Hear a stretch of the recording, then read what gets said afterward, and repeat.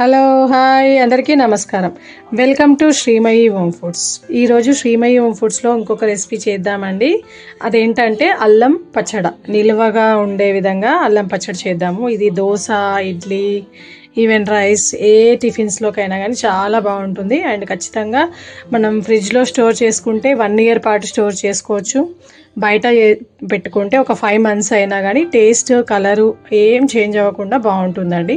నేను చూపించిన కొలతలతోటి ఒకసారి మీరు కూడా ట్రై చేయండి, చాలా బాగుంటుంది. మీకు టైం దొరికినప్పుడు ఇలా అల్లం పచ్చడి చేసుకుంటే మనకు ఎప్పుడు కావాలంటే అప్పుడు వేసుకొని ఈ పచ్చడిని తినొచ్చు. అండ్ అల్లం కూడా హెల్త్కి చాలా మంచిది కదా అండి. సో చాలా బాగుంటుంది ఈ అల్లం పచ్చడి టేస్ట్. సో దానికోసం మనం ఐటమ్స్ ఏంటో ఇప్పుడు చూద్దాం. ముందుగా కారం, ఉప్పు, ఇవి అల్లం చెక్కు తీసి మంచిగా ఆరబెట్టుకున్నాను అండ్ చిన్న చిన్న పీసెస్ లాగా కూడా కట్ చేశాను. బెల్లం, చింతపండు, ఇవన్నీ కూడా ఈక్వల్ క్వాంటిటీలో తీసుకోవాలి. అండ్ రెండవది నూనె కూడా సేమ్ ఈక్వల్ క్వాంటిటీలో. అంటే మనం అల్లం ముక్కలు నేనైతే 300 గ్రామ్స్ అల్లం తీసుకున్నాను. అంటే పొట్టు తీసేసిన తర్వాత నాకు 300 గ్రామ్స్, ఈ ముక్కలు 300 గ్రామ్స్ వచ్చాయి. ఈ 300 గ్రామ్స్కి అన్నీ కూడా 300 గ్రామ్స్ తీసుకోవాలి. అంటే బెల్లం 300, చింతపండు 300, కారం 300, ఉప్పు 300 అండ్ ఆయిల్ కూడా 300 గ్రామ్స్ తీసుకోవాలి. వెల్లుల్లిపాయలు ఇందులో సగం తీసుకోవాలి. వెల్లుల్లిపాయలు ఒక సగం తీసుకుంటే సరిపోతుంది. అంటే 300 గ్రాముల అల్లానికి ఒక 150 గ్రాముల వెల్లుల్లిపాయలు కరెక్ట్గా సరిపోతాయి. ఈ కొలతలతో కానీ మనం అల్లం పచ్చడి చేసుకుంటే మనకు సంవత్సరం పాటు ఖచ్చితంగా నిల్వ ఉంటుంది. సో ట్రై చేయండి మీరు కూడా. ముందుగా మనం ఈ చింతపండుని వేడి నీళ్ళల్లో వేసుకొని నానబెట్టుకుందాం. నేను వాటర్ హీట్ చేసుకున్నానండి. మరీ మరగాల్సిన పని లేదు, కొంచెం గోరువెచ్చ కంటే ఎక్కువ మరుగుతే సరిపోతుంది వాటర్. సో ఇందులో వేసుకొని ఒక 5 నిమిషాలు మనం వాటర్లో నాననివ్వాలి ఈ చింతపండుని. అంతవరకు మనం వేరే ప్రాసెస్ చేద్దాం. ఇది నానేంతవరకు ఈ చింతపండులో నార, గింజలు అండ్ పైన కొంచెం పొట్టులాగా వస్తుంది కదా అండి, అదంతా ఏమీ లేకుండా తీసుకొని ఒక 1 అవర్ ఎండలో ఆరబెట్టుకున్నాను. మీకు ఎండగాని లేకపోతే ఈవెన్ ఫ్యాన్ గాలి కింద కూడా ఆరబెట్టుకోవచ్చు మనం. ఇప్పుడు ఇందులో వాటర్ కన్సిస్టెన్సీ కొంచెం తగ్గింది కదా, సో దానికోసం నేను కొద్దిగా వాటర్ హీట్ చేసుకున్నాను. ఆ వాటర్ కూడా దీనిలో యాడ్ చేద్దాం. మనకు ఈ పచ్చడికి మొత్తం మనం హాట్ వాటరే యూజ్ చేయాలి. మీకు చింతపండు కానీ ఫ్రెష్గా లేకపోతే ఇదే వేడి నీళ్ళతోటి కొద్దిగా వాటర్, గోరువెచ్చ వేడి నీళ్ళతోటి వాష్ చేసుకొని కూడా మనం నానబెట్టుకోవచ్చు. సో పచ్చడి మిక్సీ పట్టేటప్పుడు మనకు అల్లం కొంచెం పీచు లాగా ఉంటుంది కదా అండి, ఆ టైంలో మనకి వాటర్ అవసరం పడితే అప్పుడు కూడా మనం గోరువెచ్చ నీళ్ళే వేసుకోవాలి. సో ముందుగా ఈ బెల్లంని దంచుకోవాలి, చిన్న చిన్న ముక్కల్లాగా చేసుకోవాలి. కట్ చేసుకుంటే కట్ చేసుకోవచ్చు, ఇలా దంచుకోవడం అనేది దంచుకోవచ్చు. దీనికోసం మనం బెల్లము మరీ అంటే ఉప్పు బెల్లం కాకుండా అలానే నల్ల బెల్లం కాకుండా మధ్య రకంగా ఉండే బెల్లం తీసుకుంటే బెస్ట్. సో అలా తీసుకొని ముక్కలుగా కట్ చేసి పెట్టేసుకోవాలి పక్కకి. మనం ఇప్పుడు మిక్సీ పట్టుకుందామండి.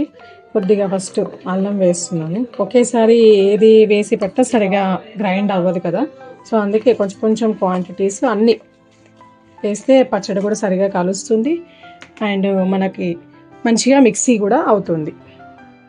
మనం తీసుకున్న అన్ని ఇంగ్రీడియంట్స్ కూడా ఈ మిక్సీ జార్కి సరిపడా వేసుకొని మెత్తగా మిక్సీ పట్టుకోవాలి. వెల్లుల్లిపాయలు కూడా కొన్ని వేస్తున్నాను. కొన్ని వెల్లుల్లిపాయలు మనం పోపు పెట్టుకోవడానికి కూడా వాడుకోవచ్చు. సాల్ట్, ఇవన్నీ వేస్తేనే మనకు మిక్సీ పట్టడం ఈజీ అవుతుంది అండి. చింతపండు కూడా చల్లగా అయిపోయింది, సో ఈ వాటర్తో సహానే ఇందులో వేస్తున్నాను.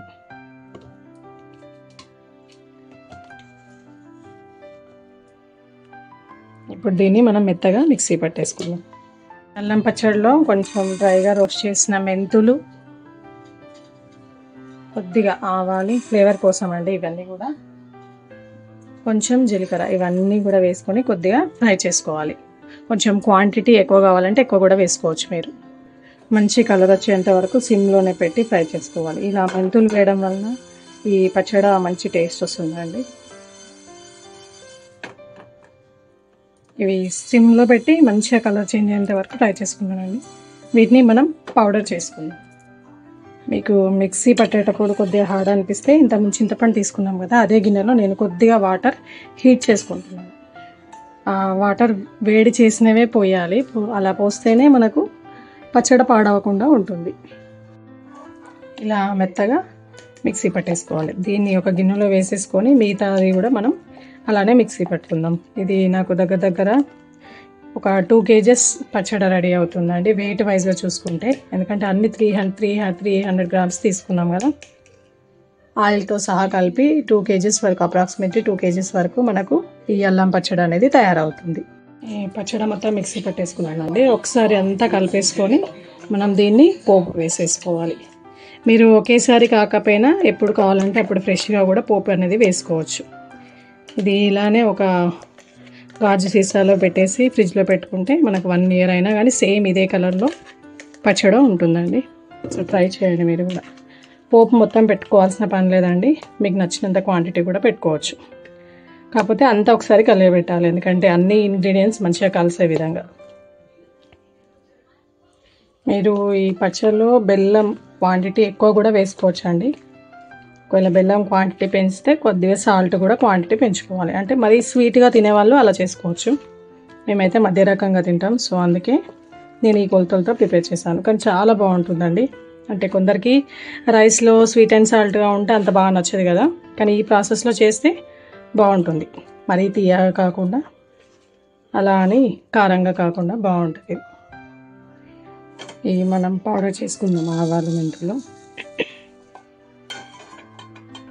ఇది ఒకేసారి మొత్తం మిక్సీ పట్టట్లేదండి, పోపు పెట్టట్లేదండి, కాస్త ఈ సీసాలో వేసుకుంటాను. ఎందుకంటే ఎప్పటికప్పుడు ఆయిల్ వేసి మనం పోపు వేసుకుంటే అది టేస్ట్ అనేది ఇంకా బాగుంటుంది. సో అందుకే కొంచెం క్వాంటిటీ తీసేసి ఎంత అవసరమో అంత పోపు వేసుకుంటాం. ఇంకొక విషయం అండి, ఇది మనం వేడి నీళ్ళు వేసాం కదా, నాకు ఇప్పుడు పచ్చడి కంప్లీట్గా చల్లగా అయిన తర్వాతనే నేను సీసాలో వేసుకుంటున్నాను. మీరు కూడా చల్లగా అయిన తర్వాతనే వేసుకోవడానికి ప్రిఫర్ చేయండి. వేడిది వేస్తే ఆవిరి వచ్చేసి పచ్చడి కూడా పాడవుతుంది, స్మెల్ కూడా చేంజ్ అవుతుంది. సో పచ్చడి పెట్టాలంటే మనం చాలా ప్రికాషన్స్ తీసుకుంటేనే అది మనకి ఎక్కువ రోజులు నిల్వ ఉంటుంది. సో ఇంత క్వాంటిటీకి మనం పోపు వేసుకుంటాం. ఈ ఆవాలు మెంతిపిండి కూడా నేను ఇంత క్వాంటిటీలోనే వేసుకుంటున్నాను. మనం స్టోర్ చేసిన దాంట్లో వేయట్లేదు, ఎందుకంటే ఈ మెంతిపిండి అనేది వేస్తే కొంచెం ఇట్లా మెతకలాగా వస్తుంది ఫ్లేవరు. సో అందుకే అలా వేయకుండా ఓన్లీ దీనిలోనే కలిపేసుకుంటున్నాను. మరి ఎక్కువ క్వాంటిటీ కూడా వేయట్లేదండి. పోపు కోసం కొన్ని వెల్లుల్లిపాయలు ఉంచాం కదా, వీటిని కూడా కచ్చాపచ్చలాగా మిక్సీ పట్టేద్దాం. మీరు ఈ వెల్లుల్లిపాయలు ఎక్కువ కావాలంటే ఎక్కువ కూడా వేసుకోవచ్చు అండి. మరి ఫైన్ పేస్ట్ లాగా కాకుండా ఒక్కసారి చిన్న పల్స్ ఇచ్చుకున్నాను, అలా అయితే కచ్చపచ్చలాగా మిక్సీ అయిపోయింది. ఇప్పుడు వీటిని పోపు వేసుకుందాం. మనం నిల్వ పచ్చడి ప్రిపేర్ చేసుకుంటున్నాం కదా అండి, నేను ఇది పల్లి నూనె యూస్ చేస్తున్నాను. సో నిల్వ పచ్చళ్ళకు పల్లి నూనె అయితేనే టేస్ట్ బాగుంటుంది. మనం ఎంత అంటే ఆయిల్ ఎక్కువ కావాలంటే ఎక్కువ కూడా వేసుకోవచ్చు, కానీ ఆ క్వాంటిటీకి నేను ఒక 300 ml ఆయిల్ వరకు వేస్తున్నాను.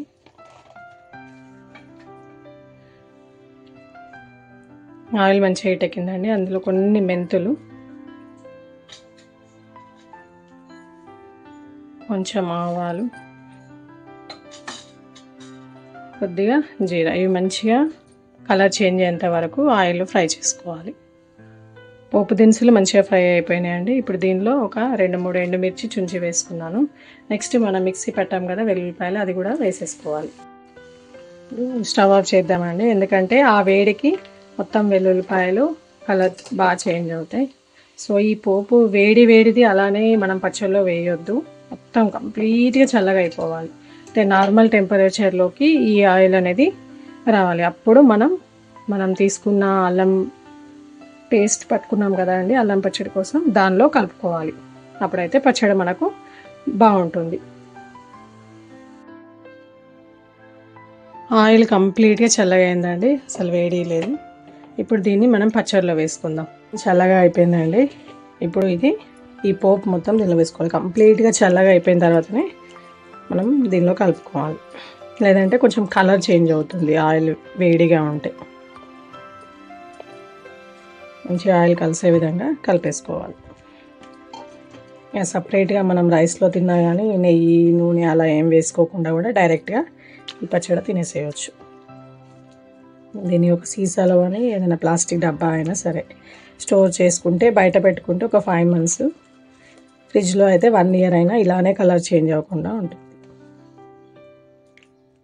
ఇంకా ఇలా మనం చేసి పెట్టుకోవడం వలన ఎప్పుడన్నా రసం, బెండకాయ సూప్ అలాంటివి చేస్తాం కదండి, అప్పుడు ఒక చిన్న టేబుల్ స్పూన్ ఈ పేస్ట్ వేస్తే మంచి టేస్ట్ వస్తుంది మనం చేసే రసంకి.